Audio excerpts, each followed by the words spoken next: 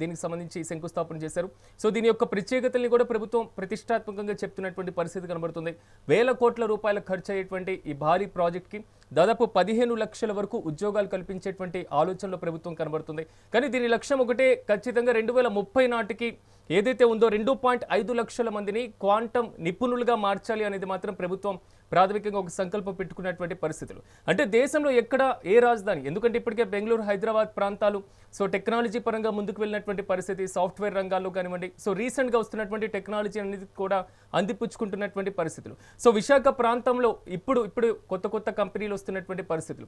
So ఒక కొత్త రాజధాని నిర్మాణ ప్రాంతంలో అమరావతిలో ఈ భారీ ప్రాజెక్టు కార్యరూపం దాలిస్తే సో దేశంలో క్వాంటమ్ కంప్యూటింగ్ మరీ ముఖ్యంగా సిలికాన్ వ్యాలీగా మారేటువంటి అవకాశాలు కనబడుతున్నాయి.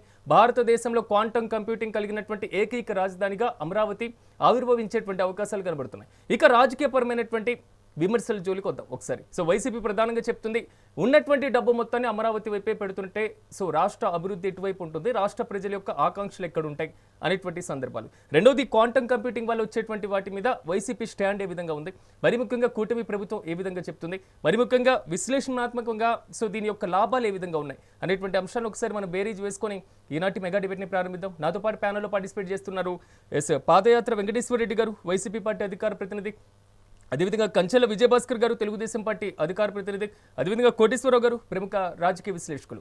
అందరికీ నమస్కారం అండి. వెంకటేశ్వర రెడ్డి గారు, ముందుగా మీతోనే ప్రారంభిద్దాం. ప్రభుత్వం మాత్రం అనేక చారిత్రాత్మకమైనటువంటి ఘట్టం అని చెప్తుంది. సో రాష్ట్రంలోనే కీలకమైనటువంటి ప్రాజెక్టుగా దీన్ని పరిగణలోకి తీసుకుంటుంది.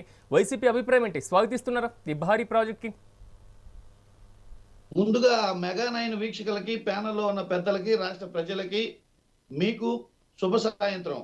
మానవుడే మహనీయుడు, మనిషే దేవుడు, సత్యమేవ జయతే. ఈ ప్రభుత్వం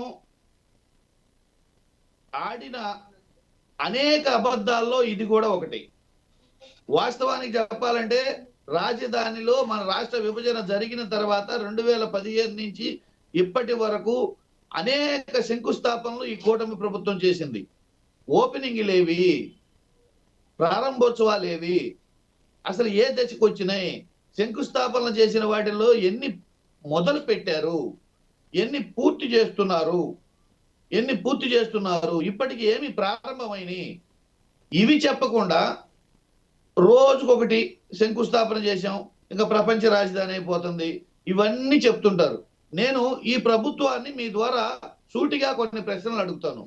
అసలు వాళ్ళు రావాలి, వీళ్ళు రావాలి, ఆ కంపెనీ వచ్చింది, ఈ కంపెనీ వచ్చింది, ఇలా అభివృద్ధి చెందబోతుంది, అలా అభివృద్ధి చెందబోతుంది అని చెప్తున్నారు కదా. అసలు మీరు ఎప్పుడు వస్తున్నారు రాజధానిలో నివాసం ఉండడానికి? మీ ప్రభుత్వంలో ఉన్న అధినేతలు ఎప్పుడు వస్తున్నారు? మీ ప్రభుత్వం పరిపాలించే ఉద్యోగులు ఎప్పుడు వస్తున్నారు?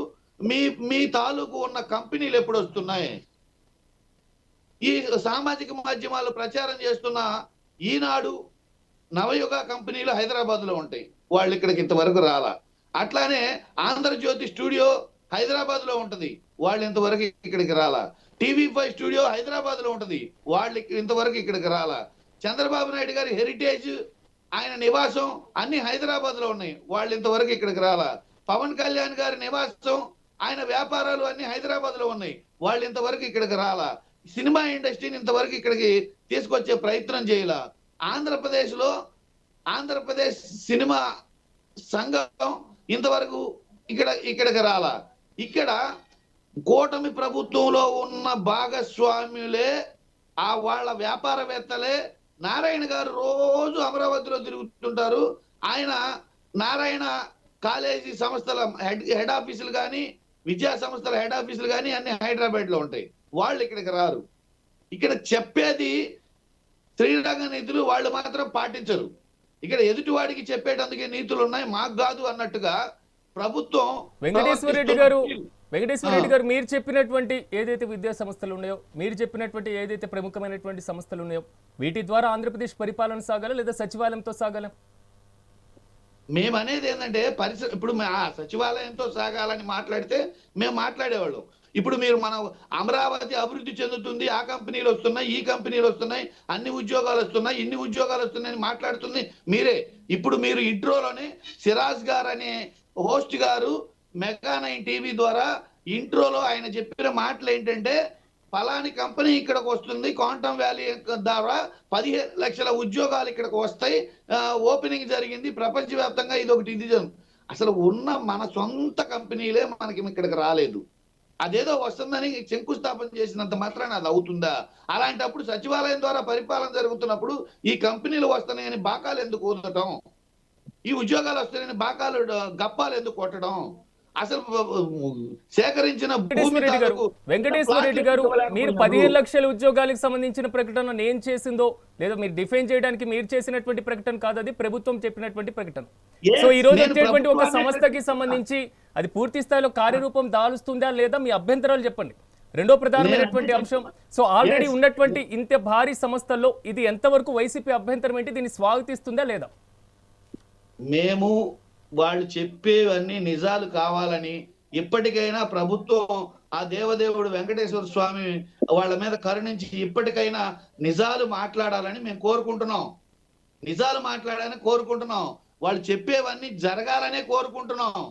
జరగకుండా, ప్రయత్నం లేకుండా, అసలు వాళ్ళ ప్రయత్నమే లేకుండా 14లో రాష్ట్ర విభజన జరిగితే 15లో సచివాలయం శంకుస్థాపన చేస్తే అప్పటి నుంచి ఇప్పటి వరకు సచివాలయ ఉద్యోగులకి హైదరాబాద్ నుంచి ఇప్పటికీ ఉచిత బస్సు, ఉచిత రైలు నడుపుతున్నారు. ఆ ఉద్యోగులే హైదరాబాద్ నుంచి డైలీ వస్తున్నారు. వాళ్ళ కుటుంబాలే ఇక్కడ ఉండాలా అంటే వాళ్ళకే నమ్మకం లేదు.